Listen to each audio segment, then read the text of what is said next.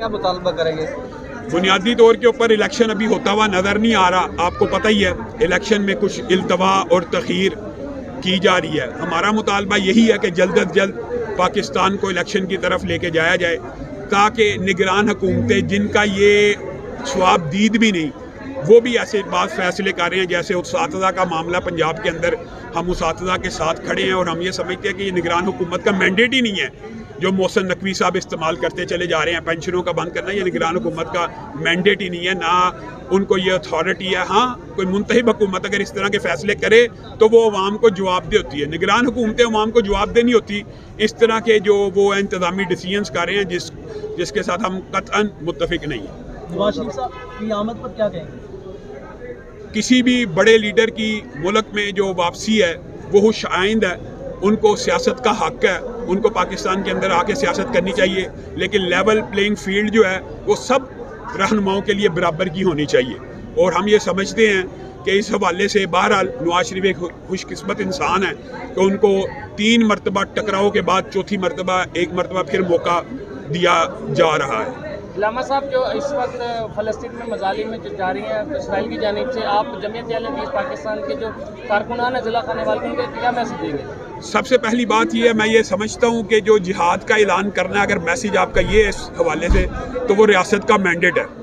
جمعیت اہل حدیث کے کارکنان کو پیغام یہی ہے کہ وہ فلسطین کے لیے امداد اکٹھی کریں نقدی کی صورت میں، انشاءاللہ ان کا 1-1 روپیہ فلسطینی اکاؤنٹ کے اندر جو ڈونیشن کے لیے مختص کیا ہوا ہے فلسطینی سفیر نے، اس کے اندر ان کی مانتوں کو پہنچایا جائے گا۔ اور حکمرانوں سے ہمارا یہ مطالبہ ہے کہ اگر وہ جہاد کا اعلان کریں گے تو جمعیت اہل حدیث پاکستان کے نوجوان اپنی جانیں بھی قربان کرنے کے لیے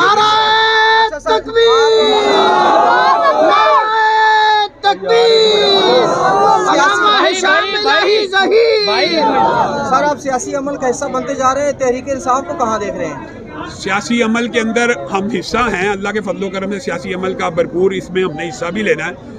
تحریک انصاف کی جو سیاست ہے وہ بنیادی طور کے اوپر میں یہ سمجھتا ہوں کہ مذہبی جماعتوں کو سوٹ نہیں تھی کرتی، اس کی کچھ وجوہات ہیں۔ مثلا میں آپ سے سوال پوچھتا ہوں کہ اگر ان کے سٹیج کے اوپر موسیقی چل رہی ہے اور ناچ گانا ہو رہا ہے، کسی مذہبی رہنما کا وہاں پہ بیٹھنا ممکن ہے، لیکن دکھ اور افسوس کی بات یہ ہے کہ مسلم لیگ نے بھی وہی طرز عمل اختیار کیا جس طرز عمل کے خلاف مذہبی جماعت خان کو کہتی تھی کہ آپ رمضان میں میوزیکل کنسرٹ کرتے ہیں، آپ بادشاہی مسجد کے نیچے ناچ گانے کی محفل سے جاتے ہیں۔ بین اسی طرح میاں صاحب آئے ہیں ناچ بھنگڑے کا، انہوں نے کہا تو نہیں ہوا، لیکن سٹیج کے اوپر سے موسیقی چلی ہے۔